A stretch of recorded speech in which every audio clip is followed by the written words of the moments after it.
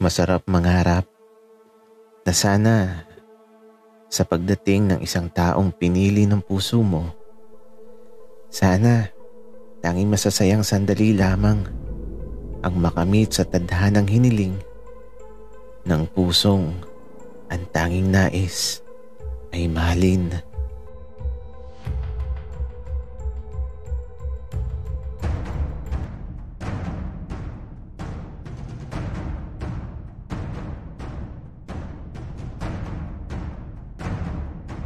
Kaibigan, huwag mong kalimutan mag-subscribe sa aming channel at huwag din kalimutan i-click ang notification bell at subscribe button. Subscribe na!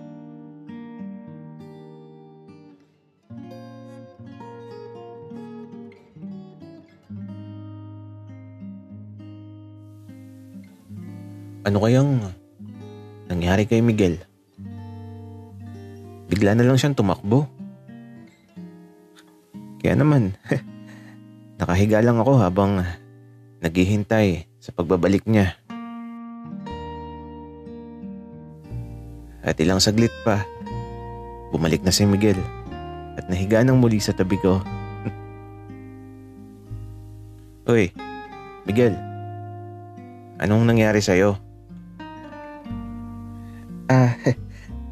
Wala naman, Tito Berto. Sumakit kasi bigla yung tiyan ko. Kaya nag-CR ako kaagad. Seryoso ba, Miguel? Tiyan ba talaga ang sumakit o pantog mo? Tito Berto, ayoko na. Huwag mo nang ituro sa akin kung paano ang halik na yan. Sige. Eh di, matutulog na tayo, Miguel.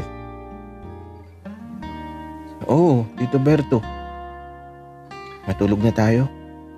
Kaya lang, si RJ, wala pa.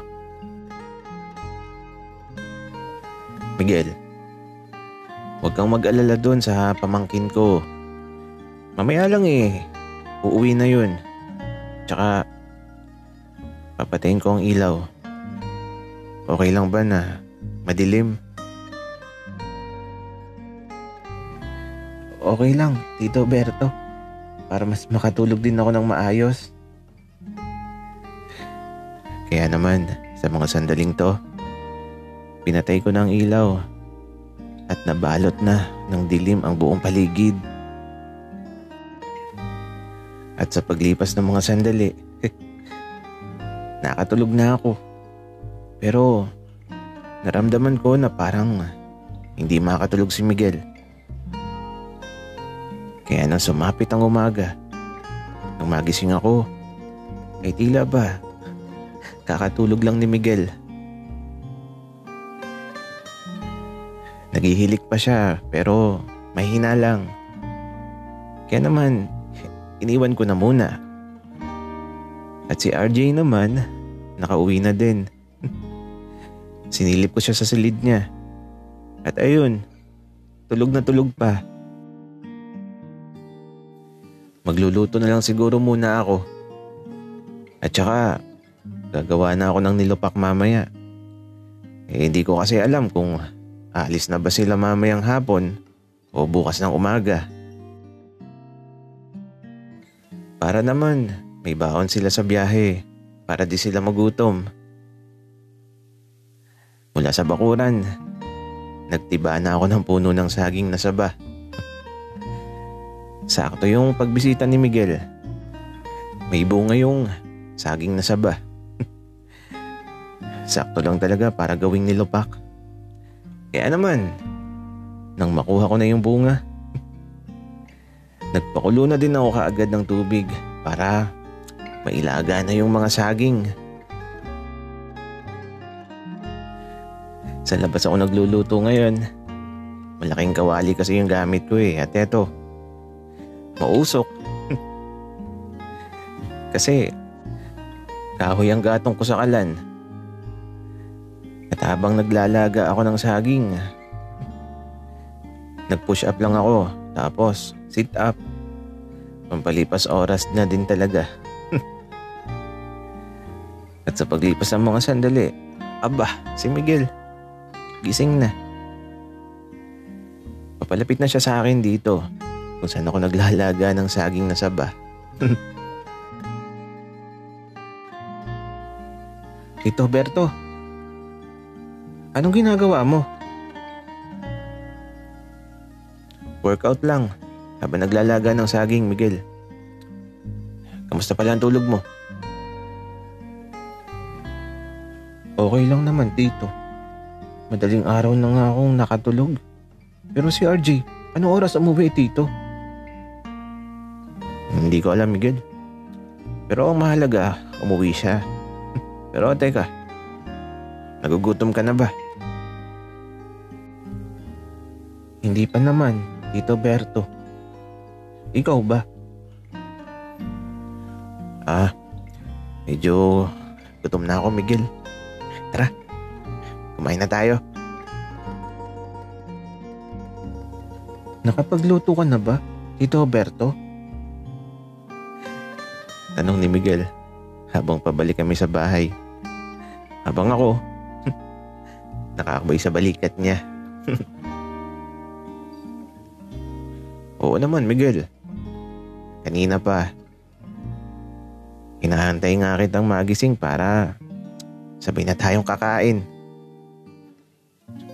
Ang sweet naman, Tito Berto. Baka mamaya, subuan mo pa ako. Gagi. Ganun talaga, Miguel. Mabait ka kasi. Pero, gusto mo baga na subuan kita? Tito Berto, biro lang. Nakakahiya. Pero si RJ pala, sasabay na ba sa atin? Miguel, kapag hinintay mo si RJ, baka mamatay ka na sa gutom. Mamayang hapon pagigising yan. Ganun ba, Tito Berto? Lasinggero pala talaga si RJ, no? Nako, Miguel. Sinabi mo pa. Kaya ayaw niyang tumira sa ibang bansa eh. Hindi niya magagawa ang mga gusto niya. Okay. Pero ikaw, Tito Berto, bakit nandito ka? Ayaw mo din ba sa ibang bansa? Miguel, hindi naman sa ayaw. Kaya lang, masaya kasi ako dito.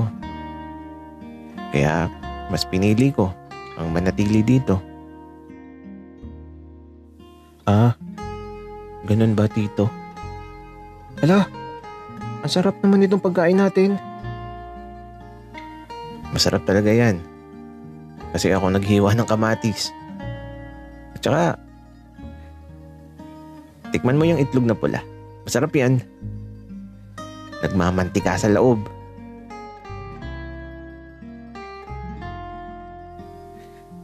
Mukhang hindi pihikan sa pagkain si Miguel.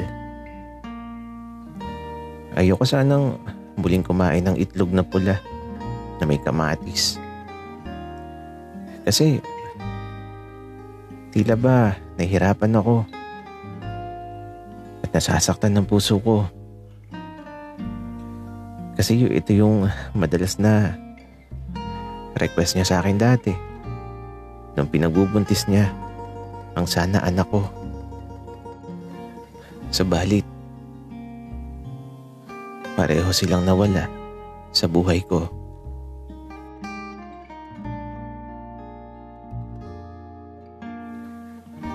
Alam kong masaya na sila ngayon sa langit. Ang unang minahal ko at ang anak namin. Sana gabayan niyo ako